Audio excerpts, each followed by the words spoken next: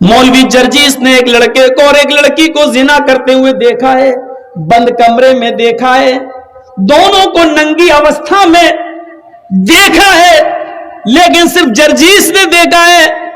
जर्जीस अपनी जबान पे कंट्रोल कर, इस्लामी हुकूमत अगर मौजूद हो तब भी तुम नहीं बोलोगे, इसलिए कि तुम्हारे पास 4 गवाह नहीं है। किसी भी लड़की की इज्जत व आबरू को तुम उछाल रहे हो, ये उनका जाती मामला है।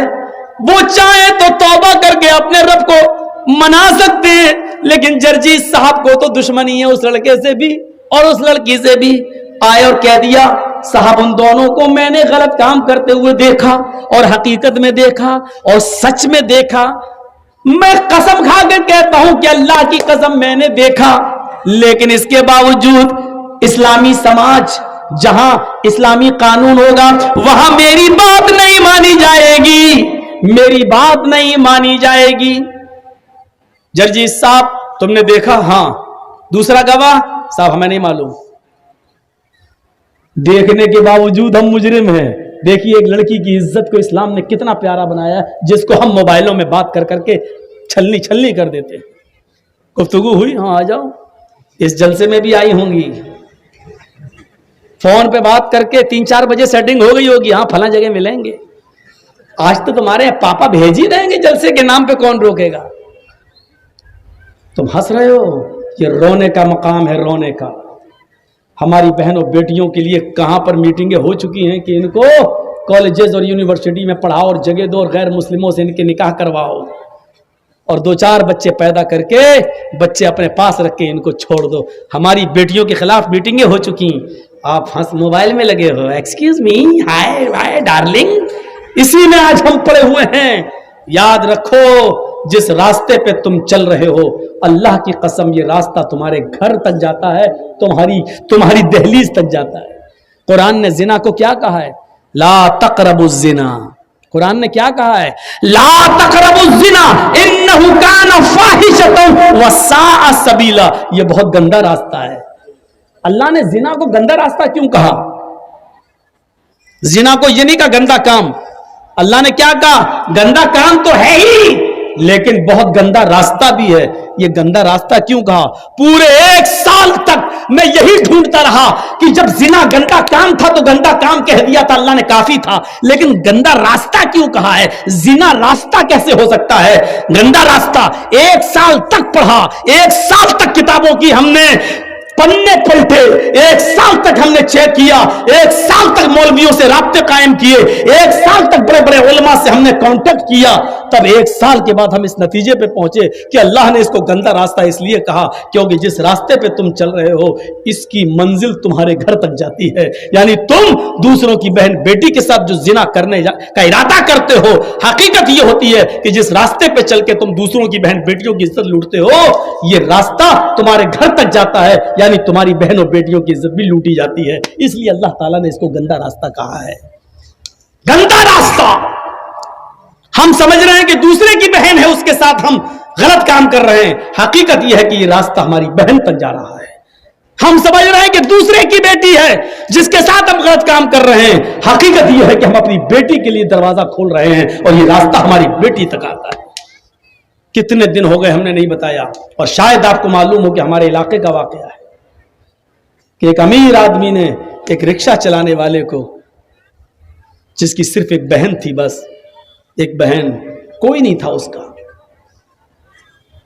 किसी बात पर नाराज होकर FIR करके उस लड़के को जेल पहुंचा दिया।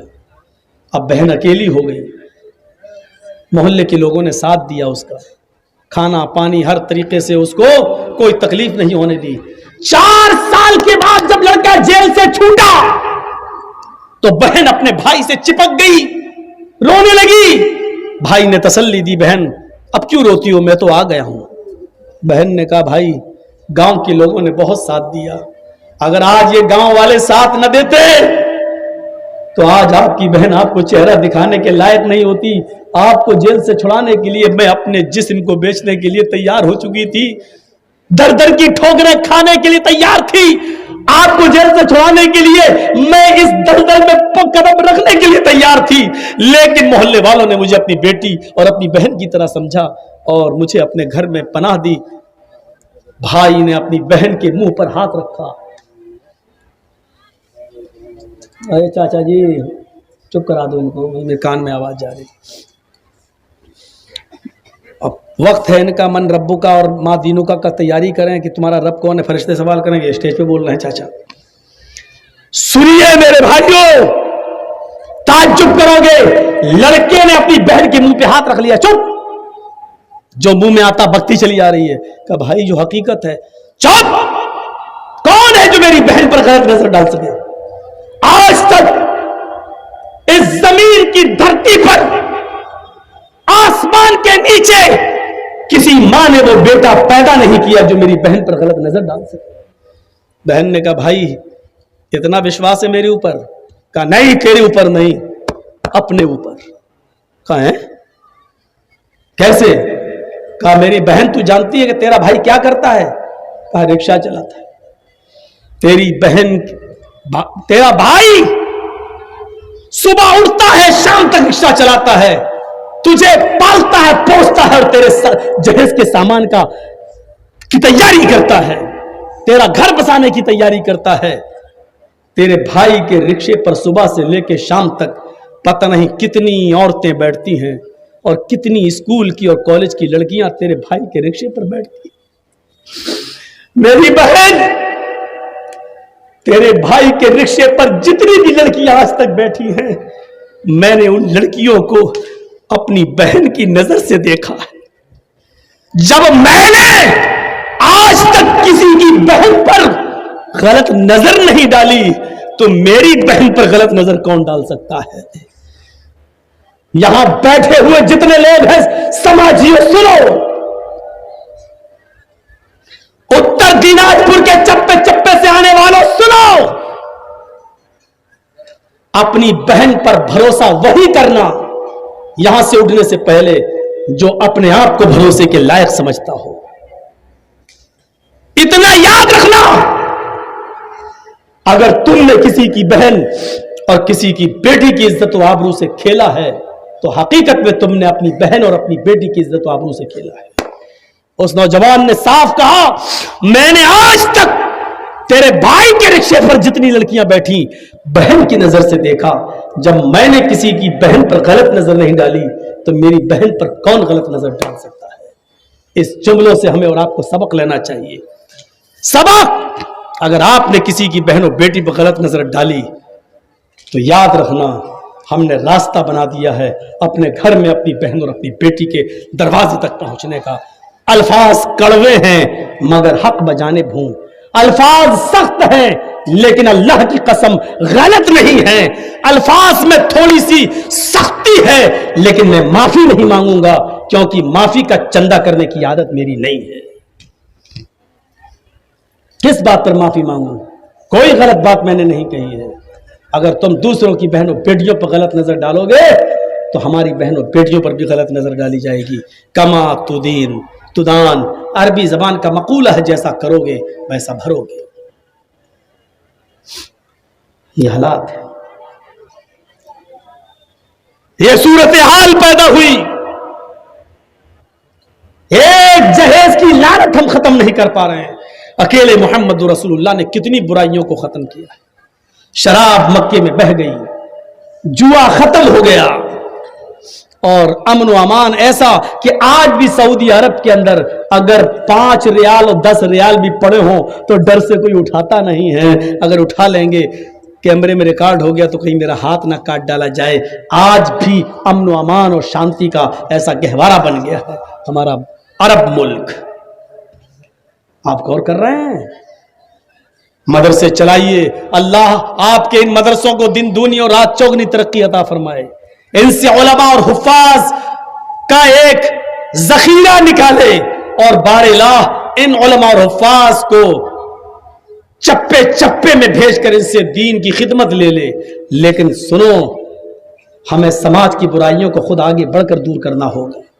کیا آپ نے کسی مولانا کو یہ پاور دیا؟ صرف اتنا پاور ہے کہ جرجی صاحب یہاں کرسی پر بیٹھے ہو 1.5 گھنٹہ 2 گھنٹہ جتنی دیر بول رہے ہو، بس یہاں پر جو چاہو بول دو. کیا آپ نے کبھی ہمیں یہ موقع دیا ہے کہ کسی کے بارات میں لڑکے کی ہم جائیں اور وہاں پر یہ کہہ سکیں کہ یہ 300 آدمیوں کی جو بارات آئی ہے یہ غلط ہے، اسلام کے خلاف ہے، شریعت کے خلاف ہے؟ مولانا جرجیز کو آپ بارات سے باہر بھگا دیں گے، کہیں گے چل جلسے میں بولنا، یہ تیرے باپ کی بارات نہیں ہے، میرے بیٹے کی بارات ہے. آپ یہ پاور نہیں دے سکتے مولانا جرجیز کو. آپ کی شراب کی دکان کھلی ہوئی ہے، مولانا جرجیز تو شراب کی دکان پر کھڑے ہو کر اگر یہ کہے کہ غلط ہے بند کرو، کتنے لوگوں کی زندگیاں برباد ہو رہی ہیں، آپ بھگا دو گے. ارے صاحب اس کی دکان کو لائسنس ملا، تم کون ہوتے بولنے والے؟ صاحب حرام ہے یہ، صاحب جلسے میں بولو، جمعے کے ممبر پہ بولو، خطبے میں کھڑے ہو کے یہاں کیوں بولو؟ بھاگو، تمہاری غلطی ہے، آپ موقع نہیں دیں. حضرت عمر فاروق نے ایک آدمی کو دیکھا، وہ آگے آگے جا رہا ہے اور اس کا یہ پیجامہ ٹخنوں سے نیچے ہے. یہ ٹخنوں سے نیچے جو ہم کپڑے پہنتے ہیں نا، نماز پڑھی اوپر کر لیا بس، اور نماز پڑھنے کے بعد پھر نکال دیا، پھر ٹخنے سے نیچے گر رہا ہے. یہ ٹخنے سے نیچے والا حصہ جہنم میں جلایا جائے گا. ٹخنا ہے یہ، اس سے اوپر پہننا ہے یہاں، اس سے نیچے والا حصہ تکبر کی علامت ہے، تکبر کی. صاف کہہ دیا کہ نیچے جتنا بھی پیجامہ یا لنگی آپ کی لٹک رہی ہوگی اتنا حصہ کاٹ کر آپ کا جہنم کے اندر جلایا جائے گا. اور حدیث اللہ کے رسول کی ہے کہ اللہ تعالیٰ قیامت کے دن ان 3 لوگوں پر رحمت کی نظر نہیں ڈالے گا. ان 3 لوگوں میں ایک شخص یہ بھی شامل ہے جس کا پیجامہ یا لنگی ٹخنے سے نیچے لٹک رہا ہوگا. حضرت عمر فاروق نے ایک آدمی کو دیکھا کہ اس کا پیجامہ ٹخنے سے نیچے لٹک رہا ہے تو دور سے آواز دیتے ہیں، اس نے نہیں سنا. آپ نے پھر زور سے آواز دی، احائز انت یا رجل. اس نے پیچھے مڑ کے دیکھا کہ حضرت عمر آ رہے ہیں. جی کیا؟ احائز انت. عربی کے جملے دیکھیے، حضرت عمر نے کیا کہا؟ احائز انت، کیا تجھے مہینہ آ رہا ہے؟ مہینہ سمجھتے نا، لیڈیز کو جو پیریڈ آتا ہے، جو MC ہوتی ہے مہینے میں چند دن ان کو جو بلڈ آتا ہے، تو حضرت عمر نے اس آدمی سے کہا احائز انتا، کیا تجھے پیریڈ آ رہا ہے؟ وہ ادھر ادھر دیکھنے لگا ہیں، کس سے کہہ رہے ہیں؟ کہ امیر المومنین کس سے کہہ رہے ہیں؟ یہاں تو کوئی عورت نہیں جا رہی ہے. کہا کہ انتا کہہ رہا ہوں تب بھی سمجھ میں نہیں آ رہا ہے، تجھے کہہ رہا ہوں، تجھے پیریڈ آ رہا ہے، مہینہ آ رہا ہے، MC ہو رہی تجھے؟ کہتا مجھے؟ کہاں؟ تیرے بارے میں پوچھ رہا ہوں. مسکرا کے کہتا ہے آپ کا دماغ صحیح ہے، حل یحیض الرجل، کیا مرد کو بھی مہینہ آتا ہے؟ اس نے کیا کہا؟ کیا مرد کو بھی مہینہ آتا ہے؟ تو حضرت عمر نے کہا کیا مرد بھی ٹخنے سے نیچے کپڑا پہنتا ہے؟ یعنی مرد کو نہیں، عورت کو حکم دیا اللہ کے رسول نے کہ وہ ٹخنے سے نیچے کپڑا پہنے، اس کے تو پیروں کی انگلی بھی نہ دکھے. یہ عورت کو حکم دیا، مرد کو حکم دیا ہے کہ ٹخنوں سے اوپر پہنے. جب تو کپڑا پہننے میں عورت کا کام کر سکتا ہے تو ہو سکتا ہے کہ مہینے میں بھی عورت کا کام کر رہا ہو، تو یہ مہینہ آ رہا ہو. کہنے لگا نہیں ٹھیک ہے. اس نے اوپر کر لیا.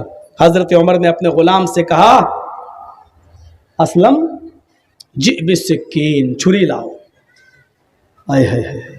کہا چھری لاؤ. آپ کا سماج مولوی جرجیز کو یہ پرمیشن نہیں دے سکتا. حضرت عمر نے کہا چھری لاؤ. چھری آ گئی. اس نے کہا کیا کر رہے ہیں امیر المومنین؟ کہا اس کو میں کاٹوں گا جو ٹخنے سے نیچے ہے. کہا میں گھر جا کے خود کاٹ لوں گا، آپ دوبارہ دیکھیں گے تو آپ ہمارا پیجامہ ہی پھاڑ دینا، لیکن ہمیں موقع دے دیجئے، گھر جا کے سنبھال لوں گا. حضرت عمر نے کہا کہ یقیناً تو گھر جا کے سنبھال لے گا، لیکن اللہ کے نبی صلی اللہ علیہ وسلم نے فرمایا جب کوئی برائی تم اپنی آنکھوں سے دیکھو تو پہلے اپنے ہاتھ سے دور کرو. جب ہاتھ سے دور کرنے کی طاقت نہ ہو تو زبان سے منع کرو، اور زبان سے بھی منع کرنے کی طاقت نہ ہو تو دل سے برا سمجھو. میرے پاس ہاتھ سے دور کرنے کی طاقت ہے، اس لیے اس برائی کو میں اپنے ہاتھ سے دور کروں گا، ورنہ قیامت کے دن میں اپنے رب کو کیا منہ دکھاؤں گا. ادھر آ.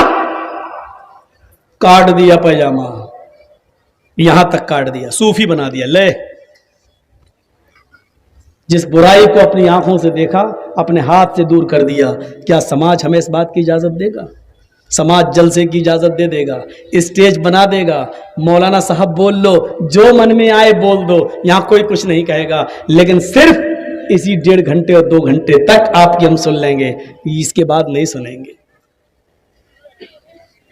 कुरान पढ़ जाइए, अल्लाह ताला ने कहीं नहीं कहा कि नेकियां नेकियां नेकियां नेकियां, ये नहीं कहा, लेकिन बुराइयों के सिलसिले में इतना जोर दिया कि बुराइयों से रुको, हाथ से दूर करने की ताकत हो तो हाथ से करो, हाथ से दूर करने की ताकत ना हो तो जबान से रोको, और जबान से भी दूर करने की ताकत ना हो तो दिल से बुरा जानो।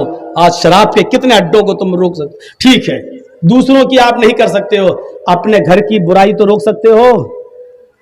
अपने घर की बुराई, आपके घर में आपका बच्चा 12 बजे रात तक मोबाइल चलाता है, एंड्रॉइड मोबाइल, फेसबुक और मैसेंजर और यूट्यूब पे लगा हुआ है, कितना आपने अपने घर की इस बुराई को रोका है। आपकी बेटी 18 साल 20 साल की हो चुकी है, एंड्रॉइड मोबाइल चला रही है, आपने अपनी बेटी के ऊपर कितनी निगरानी रखी है, फेसबुक भी चला रही है, व्हाट्सएप भी चला रही है, अपने स्कूल के दोस्तों और सहेलियों से बातें भी कर रही है, आपने कितनी निगरानी की है अपनी बेटी पर।